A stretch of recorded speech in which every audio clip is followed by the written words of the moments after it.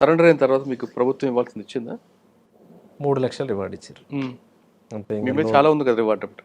ఉండదు కానీ వాళ్ళు కూడా తొండి చేసారు, ఇవ్వలేదు. బయటకు వచ్చారు. మీరు లోపల ఉన్నప్పుడు అదొక ప్రపంచం, బయటకు వచ్చాక నిజ స్వరూపం మీకు తెలుస్తుంది ప్రపంచాన్ని.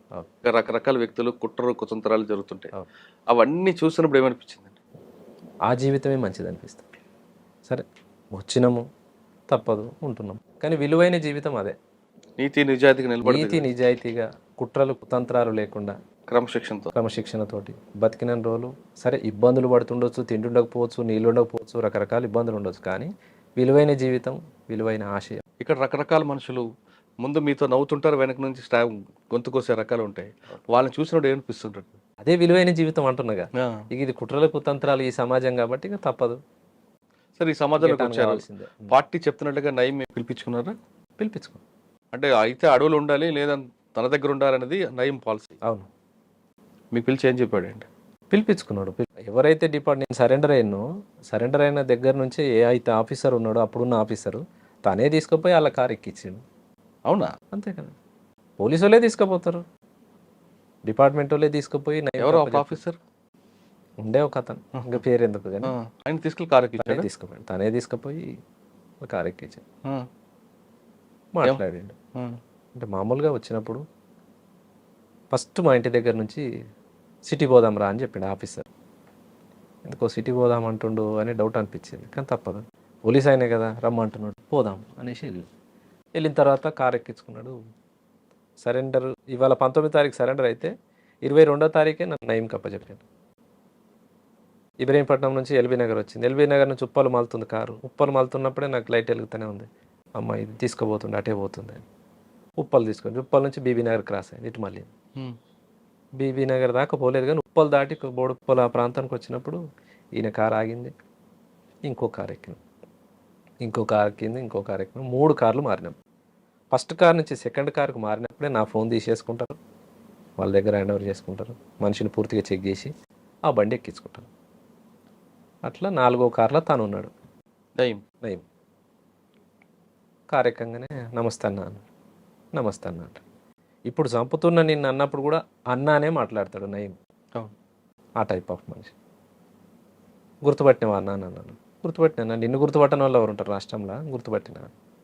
ఎట్లా ఎక్స్పెక్ట్ చేసినావు, ఇటు వస్తున్నాను అర్థమైందా అని అంటే, ఎల్బీ నగర్ నుంచి కారు మళ్ళినప్పుడే అనుకున్నానా మీ దగ్గరికి వస్తుందని చెప్పేసిన.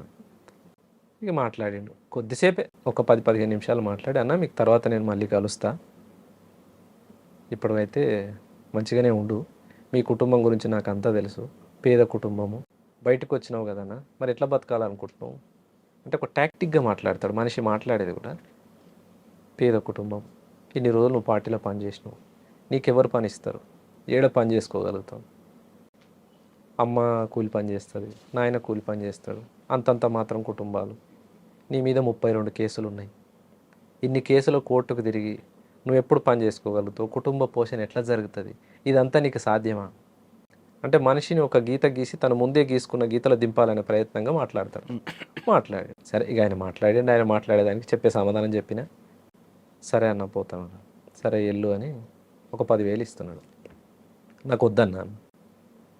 ఎందుకన్నా నా మీద కోపం తగ్గలేదా అంట.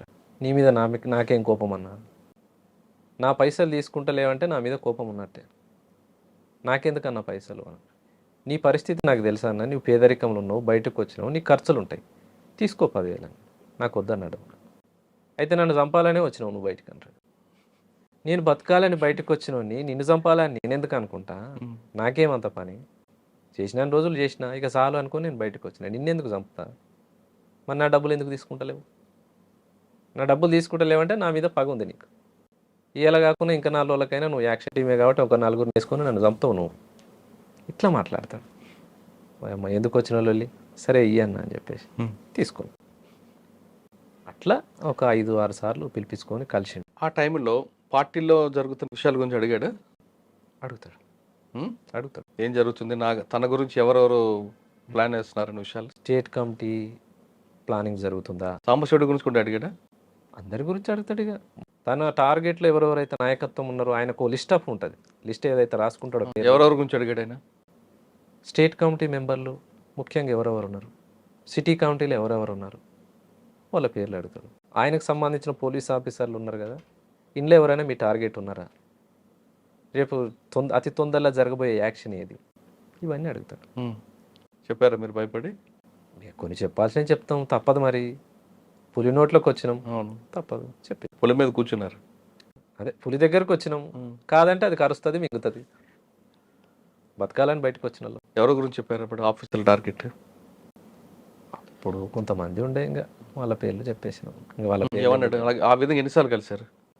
5-6 సార్లు కలిసినాం. అక్కడే అక్కడే ఏం కాదు, ఒకసారి ఏమో 5 సార్లు కూడా పోలీస్ ఆఫీసర్లు తీసుకెళ్లారా, ఆయన డైరెక్ట్గా వచ్చేవాడా? ఫస్ట్ సారి కలిసినాం పోలీస్ ఆఫీసర్, తర్వాత తన మనిషిని పంపేది. Okay. రెండోసారి కలిసినప్పుడు తను ఒక ఫోన్ ఇచ్చిండు. ఫోన్ ఇచ్చేది, ఎప్పుడు మాట్లాడినా ఈ ఫోన్తో మాట్లాడన్నా, నేను అశోక్ రెడ్డి అని చెప్తా, లేకుంటే దినేష్ రెడ్డి అని చెప్తా, ఐపీఎస్ అని చెప్తా, పోలీస్ ఆఫీసర్ అని అట్లా పరిచయం చేసుకుని. ఒకసారి మార్కాపురం దగ్గర కలిసిండు, ఒకసారి ఏమో అద్దంకి దగ్గర కలిసిండు, ఒకసారి మిర్యాలగూడ దగ్గర. మీరు ఎందుకు లేరటు? తానే పిలిపించుకుంటాడుగా. అచ్చా, మార్కాపురం మనిషిని పంపిస్తాడు, ఫోన్ ఉంది కదా అన్న, నువ్వు పలానా దగ్గరికి రావాలంట. రానంటే ఇంకో బాధ. సరే అన్న, ఏడికి రావాలి మరి అంటే, పలానా ఓవైసీ హాస్పిటల్ దగ్గరికి రా, మనోడు ఒక మెంబర్ ఉంటాడు, నిన్ను అప్రోచ్ చేసుకుంటాడు అని చెప్తాను. హాస్పిటల్ దగ్గర రాగానే వాళ్ళు కలుస్తారు, మనల్ని చెక్ చేసి మన ఫోన్ తీసుకొని హ్యాండ్ ఓవర్ వేసుకుంటారు, వెళ్ళిపోతారు. ఎటు తీసుకుపోతురో చెప్పరు, ఎప్పుడు మనల్ని వదిలేస్తారో చెప్పరు. అట్లుంటుంది. అలా మార్కాపురం అద్దంకి ఒకసారి మార్కాపురంలో కలిసి, ఒకసారి అద్దంకి, ఏమంటారు? 5-6 సార్లు కలిసి. ఏమంటాడు అప్పుడు? నా టీంలో పని చేయి, లేదా పలానా టార్గెట్ పార్టీ చేస్తుంది, నీకేమైనా దాని మీద సమాచారం ఉందా, పలానా యాక్షన్ కోసం ఈ పోలీస్ ఆఫీసర్ని కొట్టడానికి వాళ్ళు వస్తున్నారు, నాకు ఇన్ఫర్మేషన్ ఉంది, నువ్వు వాళ్ళని గుర్తుపడతావా, నాకు తెలియదు అన్న. ఆయన నీతో పాటు ఉన్న వాళ్ళే, నీకేం తెలియదు అంట. నాకు తెలియదు అన్న, నేను చూడలేదు వాళ్ళని, నేను ఒక నల్గొండలనే పని చేసిన, కానీ మిగతా అన్ని జిల్లాలు నాకెట్లా పరిచయం ఉంటుంది. మార్కాపురం అంటే నల్లమల అవతల బార్డర్కి వస్తుంది, నాకు పరిచయం లేదు, నేను ఎట్లా నాతో పాటు టీంలో పని చేయరాదని కూడా అడిగింది. నేను చెయ్యను అన్నాను, నేను బతకాలని బయటకు వచ్చినాను, మళ్ళీ నేను పార్టీకి టార్గెట్ అవుతా, నీతో పాటు పని చేస్తుండొచ్చు, పార్టీ నన్ను కానీ ఒప్పుకున్నాడా? ఎందుకంటే ఆయన ఎప్పుడు సరెండర్ నక్సల్స్కి ఒకటే చెప్పేవాడు, అయితే అడవిలో ఉండాలి లేదా తన దగ్గర ఉండాలని. అట్లే ఉండదు. అట్లా కొద్ది మందినే ఉండొచ్చు, అట్లా కూడా చేసి ఉండొచ్చు, కానీ నాకు తెలిసిన ఒక 6-7 మంది కామ్రేడ్స్ని కూడా నేను చూసినా, కానీ అంత ఒత్తిడి ఏం చేయలేదు. సామరస్యంగా పని చేస్తా అనుకుంటోళ్ళని పని చేయించుకుంటూ, చేయని అనేటోళ్ళని వదిలేసి. అలా 6 సార్లు కలిశాడు. తర్వాత ఇంకా వదిలిపెట్టాడా? తర్వాత వదిలేసి, నేను ఎందుకు రాయుడితో పని పని లేని టైం వేస్ట్ అన్నట్టు వదిలేసుకున్నాను. తను ఇచ్చిన ఫోన్ కూడా నేను ఎక్కువ కాలం ఏమి ఉంచుకోలేదు, 1 నెల ఉంది నా దగ్గర అంతే. ఆ నెల తర్వాత ఎందుకు మన కాళ్ళు బతకాలని బయటకు. కానీ అప్పటి నుంచి నయం యాక్షన్లు చాలా జరుగుతున్నాయి. చాలా మందిని చంపాడు. ఎప్పుడైనా మీకు టార్గెట్ చేస్తాడని ఊహించారా మీరు? అనుకున్నాం. ఒకసారి అన్నాడు కూడా, ఒక దగ్గరికి, మా దగ్గర జనార్షణ వెంచర్ ఉంటుంది, జనార్ష వెంచర్ రమణమూర్తిది అది. ఆ వెంచర్ కాడికి వేరే పని మీద మా మిత్రుడు నేను ఇద్దరం కలిసి పోయినాం. సరే, ఆయనకేం లావాదేవీ ఉందో నాకు తెలియదు. మామ గిడి దాకా పోదండా అంటే పోయినాం.